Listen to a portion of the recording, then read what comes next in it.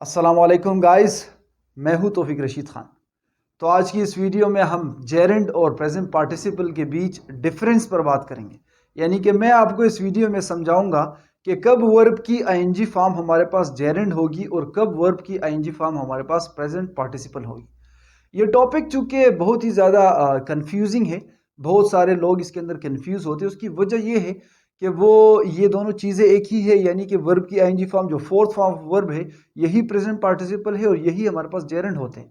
मगर ये कन्फ्यूजन इसलिए नहीं होती कि ये चीज़ें एक है, इसलिए होती है कि इनको बेहतर तरीके से समझा नहीं गया होता है। यानी कि अगर हम इनके कॉन्सेप्ट को जान लेंगे कि भाई क्यों एक चीज़ जेरेंड होती है और जेरेंड होता क्या है, और क्यों एक चीज़ प्रेजेंट पार्टिसिपल होती है और प्रेजेंट पार्टिसिपल होता क्या है, तो फिर मुझे नहीं लगता इसके बीच में जो है ना हमें कभी भी तज़ब्ज़ुब का सामना करना पड़े। तो सबसे पहले तो मैं आपको ये समझा देता हूँ कि भाई जेरेंड क्या है, प्रेजेंट पार्टिसिपल क्या है। अगरचे जेरेंड पर मैं एक अलग वीडियो बना चुका हूँ और प्रेजेंट पार्टिसिपल पर एक अलग वीडियो बना चुका हूँ।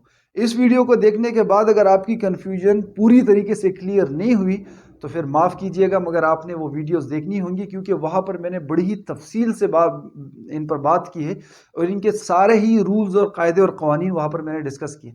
अभी के लिए उनके लिए जो ऑलरेडी इनको जानते हैं, बस एक रिवीजन के तौर पर मैं आपको बता देता हूँ कि भाई जेरेंड हमारे पास वर्ब की आईएनजी फॉर्म होती है, मगर तब ये जेरेंड कहलाती है वर्ब की आईएनजी फॉर्म जब ये जुमले के अंदर नाउन की तरह काम कर रही हो।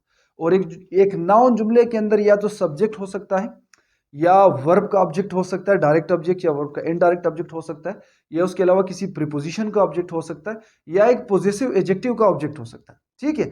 और जो हमारे पास प्रेजेंट पार्टिसिपल है ये भी वर्ब की आईएनजी फॉर्म है, मगर ये प्रेजेंट पार्टिसिपल वर्ब की आईएनजी फॉर्म तब कहलाती है जब ये जुमले के अंदर किसी हेल्पिंग वर्ब के साथ लगकर टेंस बनाए, यानी कि जुमले के अंदर मेन वर्ब के तौर पर काम करे तो प्रेजेंट पार्टिसिपल कहलाएगी। और इसके अलावा जब ये वर्ब की आईएनजी फॉर्म किसी दूसरे नाउन को मॉडिफाई करे, यानी कि जुमले के अंदर एडजेक्टिव की तरह काम करे, तो भी हमारे पास वो आईएनजी फॉर्म प्रेजेंट पार्टिसिपल कहलाएगी।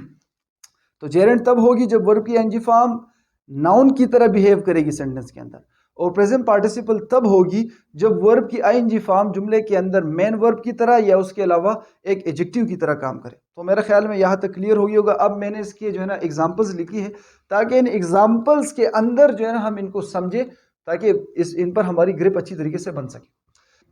अच्छा, जो शुरू की एग्जांपल्स है ये थोड़े बेसिक्स है, और जो नीचे जो ही वीडियो आगे बढ़ती जाएगी थोड़े एडवांस आते जाएंगे। उसकी वजह यह है कि इस वीडियो को ऐसे लोग भी देखने आते हैं जिनकी बेसिक्स थोड़ी सी वीक होते हैं। ठीक है। तो उनके उनके लिए जो शुरू की एग्जांपल्स है वो थोड़े से बेसिक्स, फिर नीचे एडवांस हो जाएंगे। अच्छा, एग्जांपल है हमारे पास, she will be waiting for me, वो मेरा इंतजार कर रही होगी।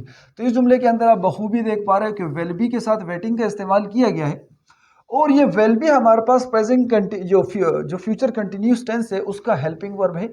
तो हेल्पिंग वर्ब के साथ मेन वर्ब लगकर आती है, टेंस बनाने का काम करती है, और ING form of the verb main verb की तरह काम करती है। तो लिहाजा प्रेजेंट पार्टिसिपल हुई है हमारे पास, जेरेंड नहीं है, क्योंकि जुमले के अंदर मेन वर्ब की तरह काम कर रही है। ठीक है। इसी तरह they have been learning English for 2 years, वो 2 सालों से इंग्लिश सीख रहे हैं। तो हैव बीन हमारे पास प्रेजेंट परफेक्ट कंटिन्यूस टेंस का हेल्पिंग वर्ब है, और इसके साथ भी हमेशा ही वर्ब की आईएनजी फॉर्म का इस्तेमाल किया जाता है, और इसी तरह यहाँ पर भी किया गया है। तो लिहाजा ये भी मेन वर्ब है हमारे पास, तो ये क्या कहलाई, प्रेजेंट पार्टिसिपल कहलाई। अच्छा, आपको बताता जाओ कि वर्ब की आईएनजी फॉर्म जब भी जुमले के अंदर वर्ब की तरह काम करे, मेन वर्ब की तरह काम करे, तो वो 6 टेंसेस के अंदर कर सकती है, इनके अलावा बाकी में नहीं कर सकती। जितने भी कंटिन्यूस के टेंसेस है, यानी कि present continuous, past continuous, future continuous, इनके अंदर हेल्पिंग वर्ब के साथ ING form of the verb का इस्तेमाल किया जाता है। तो जब इनके साथ ING form of the verb का इस्तेमाल किया जाए तो हम जुमले की नोयत को देखेंगे। अगर वहां पर, चलो जुमले की नोयत को भी छोड़ो, वहां पर ये मेन वर्ब होगी। वैसे बाद में मैं आपको समझाने वाला हूँ, यहाँ पर जो है ना एक्सेप्शन टू द रूल है, पर वो नीचे वीडियो में आपको समझाऊंगा। अच्छा, वर्ब की हेल्पिंग वर्ब के साथ हम ING form of the verb देख ले, वो हमारे पास 99.999% हमारे पास प्रेजेंट पार्टिसिपल होगी। और इसके अलावा जो जितने भी हमारे पास परफेक्ट कंटिन्यूस के टेंसेस है, present perfect continuous, past perfect continuous, future perfect continuous, इनके अंदर भी हेल्पिंग वर्ब के साथ ING form of the verb का इस्तेमाल किया जाता है। और इसके अलावा इनके साथ जो है ना किसी भी टेंस के अंदर ING form of the verb का इस्तेमाल बतौर मेन वर्ब नहीं किया जाता। ठीक है ना। तो जो इनके अंदर इनका इस्तेमाल किया जाएगा तो प्रेजेंट पार्टिसिपल होंगे, इनके अंदर इस्तेमाल नहीं किया जाएगा तो मुमकिन है कि प्रेजेंट पार्टिसिपल ना हो, ये हमारे पास जेरेंड हो। अच्छा, अगली एग्जांपल है walking early in the morning refresh us. सुबह सवेरे चलना हमें ताज़ा दम करता है। तो इस जुमले के अंदर सब्जेक्ट है हमारे पास वॉकिंग। तो मैं समझा चुका हूं कि भाई सब्जेक्ट या तो नाउन हो सकता है या प्रोनाउन हो सकता है।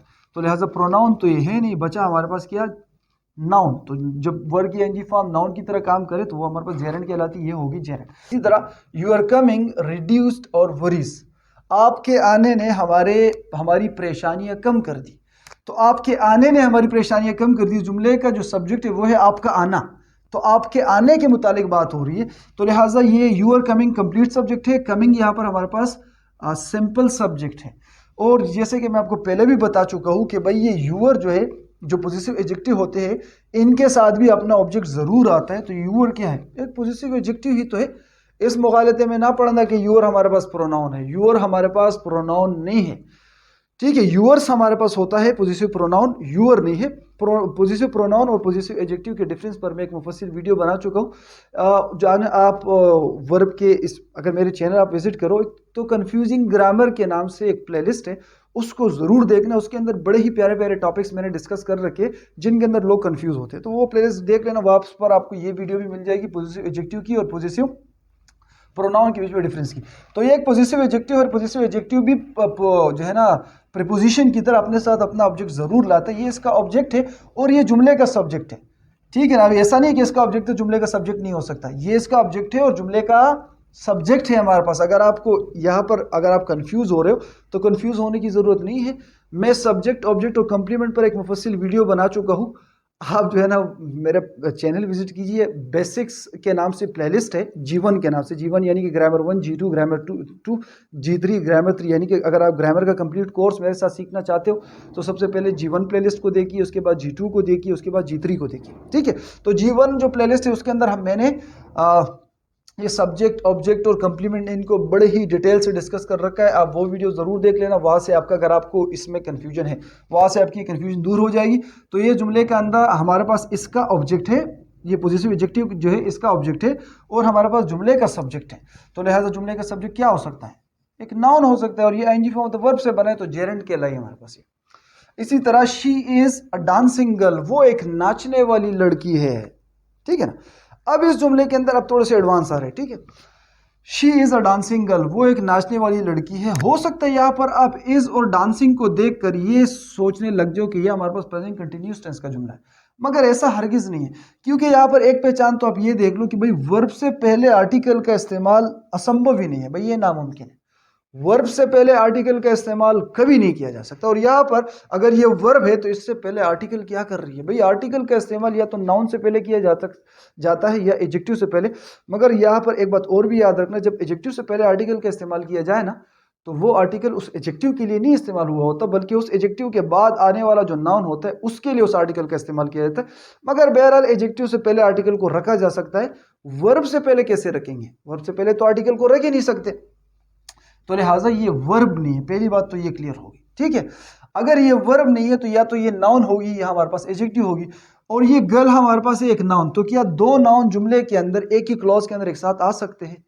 हरगिज नहीं आ सकते। और मैं आपको पिछली वीडियोस में ये बात समझा चुका हूं कि जब भी दो नाउन एक साथ आएंगे ना तो जो पहला नाउन होगा वो हमारे पास एडजेक्टिव की तरह रोल प्ले कर रहा होगा। ऐसा नहीं है कि ये मैंने खुद से कोई कानून बना दिया, ये होता ही ऐसा है। जब भी दो नाउन एक साथ आए तो जो पहला इस्तेमाल शुदा नाउन होगा वो जुमले में एडजेक्टिव की तरह काम करता है और जो दूसरा नाउन होता है वो नाउन होता है, ठीक है।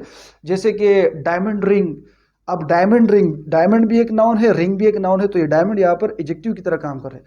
अब आप आसानी से देख भी इसको सकते हो कि भाई डायमंड रिंग एक ऐसी रिंग जो डायमंड की है, यानी कि रिंग की मॉडिफिकेशन डायमंड से हो रही है, तो डायमंड हमारे पास एक एडजेक्टिव हुआ।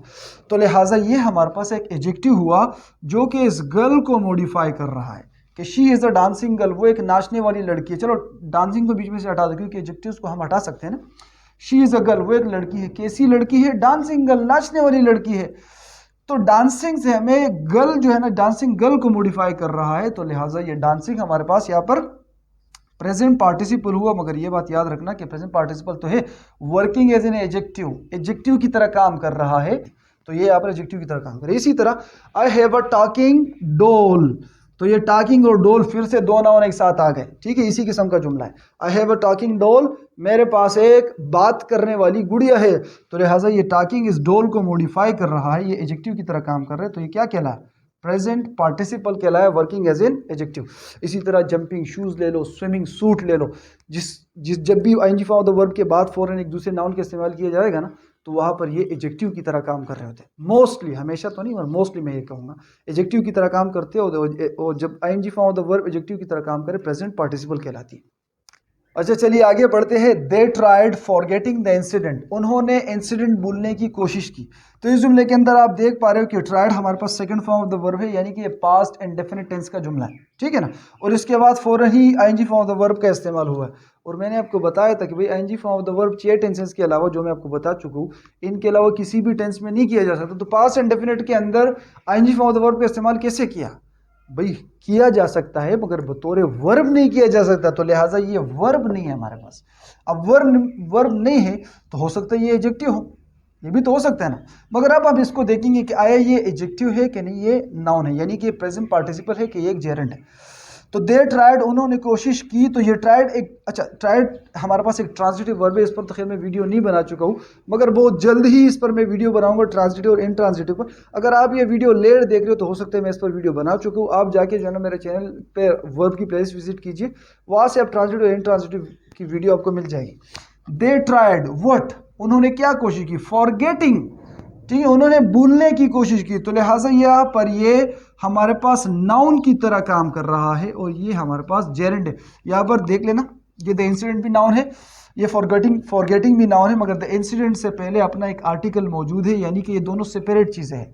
ये अगर ये दोनों एक साथ काम कर रहे होते हैं ना, ये एडजेक्टिव की तरह काम कर रहा होता और ये नाउन की तरह काम कर रहा होता, तो फिर इस आर्टिकल को यहाँ आकर लगना था, ठीक है ना। फिर क्योंकि एडजेक्टिव की तरह, अब देखो ये जो द है ना, ये आर्टिकल, ये भी एडजेक्टिव्स ही है, ये डिटर्मिनर में आते हैं और डिटर्मिनर एडजेक्टिव्स होते हैं। तो जब हम, आपने ऑर्डर ऑफ एडजेक्टिव तो वीडियो देखी होगी, अगर नहीं देखी तो उसकी भी मैं वीडियो बना चुका हूँ, आप जो है ना मेरा प्लेलिस्ट विजिट करके एडजेक्टिव की सीरीज में वो दे सकते हो। तो जब हम एडजेक्टिव्स को प्रॉपर ऑर्डर में लगाते हैं ना, तो डिटर्मिनर को सबसे पहले लगाया जाता है। यहाँ पर फॉरगेटिंग को कैसे हम डिटर्मिनर से पहले कर सकते हैं, अगर ये एडजेक्टिव हो, नहीं किया जा सकता ना। तो लिहाजा ये फॉरगेटिंग यहाँ पर हमारे पास एडजेक्टिव नहीं है, ये भी एक नाउन है और ये एक अलग नाउन है। ये एक ऐसा वर्ब है जिसको दो ऑब्जेक्ट दरकार है।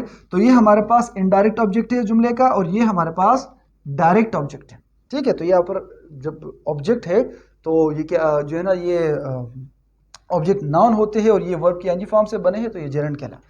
इसी तरह ये जो दो जुमले हैं ये बड़े ही इंटरेस्टिंग हैं, ठीक है ना। ये हो सकता है आपको थोड़े से कंफ्यूज भी कर दे, मगर आप इस बात को अगर समझ गए ना, तो आप ग्रामर की एक बहुत बड़े ही उसूल को समझ पाओगे और बड़ी ही करामत चीज़ है, आपकी कई सारे मुखालते से ख़त्म हो सकते हैं। तो इन दोनों जुमलों को आपने जो है ना अपने कानों को, अपने दिमाग की खिड़कियाँ खोल कर सुनना है और समझने की कोशिश करनी है, ठीक है।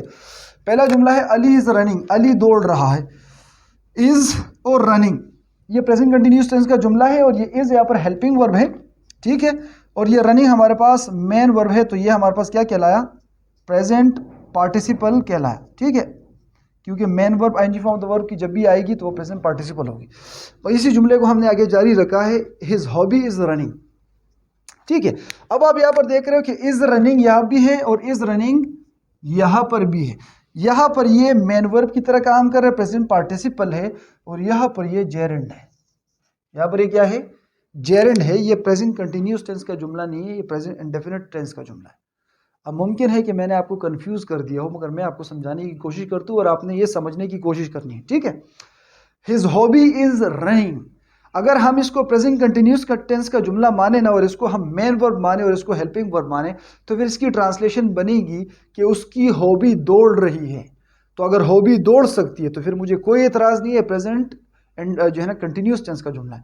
मगर अगर हॉबी नहीं दौड़ सकती, ये दौड़ना अली का काम है, या ये दौड़ना ये जो अली है इसका काम है, ये इसकी खासियत है, ये इससे मुंसलिक है, तो ये फिर प्रेजेंट कंटिन्यूस टेंस का जुमला नहीं है, प्रेजेंट इंडेफिनिट टेंस का जुमला है। यहाँ पर ये सब्जेक्टिव कंप्लीमेंट है, सब्जेक्ट को कंप्लीट कर रहा है, और एक सब्जेक्टिव कंप्लीमेंट नाउन होता है, अमूमन एडजेक्टिव भी हो सकता है और नाउन होता है, ठीक है। अब देखो हिज हॉबी क्या है, रनिंग है। रनिंग क्या है, हिज हॉबी है, तो ये लिंकिंग वर्ब है ना हमारे पास। आप लिंकिंग वर्ब की वीडियो अगर देख लोगे तो आप इस पूरे कंफ्यूजन को समझ पाओगे। तो हिज हॉबी इज रनिंग। अच्छा, इस जुमले के एक दूसरे तरीके से भी लिखा जा सकता है, ऐसे भी इसको लिखा जा सकता है कि रनिंग इज हिज हॉबी, दौड़ना उसकी हॉबी है, ठीक है ना। मगर अगर मैं ऐसे लिखता तो फिर ये जो कन्फ्यूजन है मैं ये नहीं समझा पाता, तो इसलिए मुझे ऐसे लिखना पड़ा इसको, इज हॉबी इज रनिंग, कि दौड़ना उसकी हॉबी है या उसकी हॉबी दौड़ना है, ठीक है ना। तो ये यहाँ पर प्रेजेंट कंटिन्यूअस टेंस का जुमला नहीं है, ये यहाँ पर एक नाउन की तरह काम कर रहा है जो कि अपने सब्जेक्ट को कंप्लीट कर रहा है। तो इनका इस्तेमाल इस तरह भी किया जा सकता है, मगर आपको इस किस्म के जुमले ना के बराबर मिलेंगे, ना के बराबर, बहुत ही कम मिलेंगे, ठीक है ना। तो इसकी एक आसान यही पहचान है जो पहले आपने याद कर रखी है कि भाई वर्ब बी के साथ यानी is, am, are, was, verb be वगैरह के साथ जब ING form of the verb को देख लो तो वो मेन वर्ब होगी, और ये ज़्यादातर नहीं बल्कि ये ऐसे जुमले ना के बराबर आते हैं, ये होती मेन वर्ब है, ठीक है। तो आप उस रूल को फॉलो कर सकते हो, मगर ये बात याद रखना कि उस जुमले की ट्रांसलेशन पर आपने थोड़ी सी तवज्जो देनी है, ठीक है ना। अगर उस जुमले की ट्रांसलेशन जो है ना वो फिर बड़ी उल्टी सीधी निकल रही है, जैसे यहाँ पर अगर उसको प्रेजेंट कंटिन्यूस में लाए बनती है तो फिर वो हमारे पास प्रेजेंट कंटिन्यूस टेंस का जुमला नहीं होगा, प्रेजेंट पार्टिसिपल वर्ब नहीं होगा, वो हमारे पास जेरेंड हो सकता है। बार बार कॉल्स आ रही है और ये लेक्चर जो है ना डिस्टर्ब हो रहे हो, लेक्चर ऐसे कंप्लीट भी हो चुका है। वो गलती मैंने ये कर दी थी कि मैंने मोबाइल को फ्लाइट मोड पर नहीं लगाया था, तो इसलिए वो कॉल्स आ रही है। मगर मुझे उम्मीद है कि आपको ये वीडियो समझ में आ चुकी होंगी, आप इस तमाम की तमाम चीज़ को जो है ना, ये जो मैं समझाना चाह रहा था आप बेहतर तरीके से समझ चुके होंगे। आज के बाद आपको प्रेजेंट पार्टिसिपल और जेरेंड के दरमियान मुझे नहीं लगता कि आप कंफ्यूज होगे। अगर फिर भी आपको कुछ समझ नहीं आया तो फिर मैं आपको दोबारा से कहूँगा माजरत के साथ, मगर आपने प्रेजेंट पार्टिसिपल की वीडियो अलग और जेरेंड की वीडियो अलग मैंने अपलोड कर रखी है, अपने वो देखनी होगी, क्योंकि उनके अंदर मैं इनके तमाम कायदे व कवानीन को बड़े ही डिटेल से डिस्कस कर चुका हूँ। तो फिर अगली वीडियो में मिलते हैं, वीडियो को लाइक कीजिए और इसके अलावा चैनल को भी सब्सक्राइब करें। अपना बहुत सा ख्याल रखिएगा। अल्लाह हाफिज़।